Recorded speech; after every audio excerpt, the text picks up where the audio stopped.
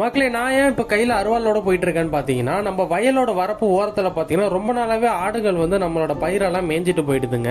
நீங்களே நல்லா பாருங்க எப்படி மேய்ஞ்சிருக்குன்ட்டு. நம்ம வயல் வரப்பு சுத்தி உள்ள எல்லா பயிருங்களுமே ஆடு நல்லாவே மேய்ஞ்சிடுச்சு. அது எதனாலன்னு பாத்தீங்கன்னா, நம்ம வயல் பக்கத்து வயல்காரவங்களோட வேலி ஓரத்துல பாத்தீங்கன்னா பாதை இருக்குது ஆடு வரத்துக்கு. அது அவங்களும் எவ்வளவு அடைச்சு பார்த்துட்டாங்க, அது மீறியும் ஆடு வருது. அதனால நம்ம வயலுக்கு வர வரப்ப மட்டும் நம்ம வேலி செஞ்சு அடைக்கலாமேன்ட்டு தாங்க நான் இன்னைக்கு அருவாளை தூக்கிட்டு முள்ளு வெட்டுறதுக்காக கிளம்பி. முள்ளு வெட்ட போயிட்டு இருக்கும் போதாங்க நான் இந்த விஷயத்தை பார்த்தேன். இது வேற ஒண்ணும் இல்லைங்க, கொட்டிக்கிழங்கு. நேத்து வீடியோல பாத்தீங்கன்னா நான் அந்த கொட்டிக்கிழங்கு பத்தி டெஃபினேஷனா ஃபுல்லா ஒரு வீடியோ போட்டிருந்தேன்.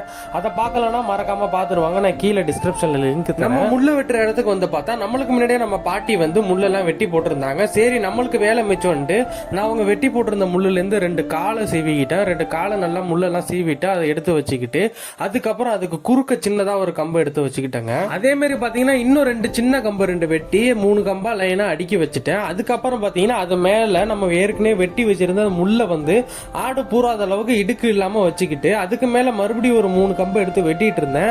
வெட்டிட்டு இருக்கும் போது தான் பாத்தீங்கன்னா நம்ம கையில வந்து முள்ளு கிழிச்சு ரத்தம் வர ஆரம்பிச்சு. ஒரு வழியா பாத்தீங்கன்னா நான் அதே மாதிரி 3 கம்பியை வெட்டி அது மேல அடிக்கிட்டேன். அது மேல படியே டூயின் போட்டு நல்லா டைட்டா கட்டிக்கிட்டேன். நம்மளோட ஒரு படல் ரெடி. நம்ம இதே மாதிரி இன்னொரு படல் செய்யணும். நம்ம செஞ்சு இந்த படல் நம்ம எப்படி கட்டுறோங்கிறத நான் அடுத்த வீடியோ பார்ட் 2ல போடுறேன். அதுக்கு முன்னாடி உங்களுக்கு ஒரு கேள்வி.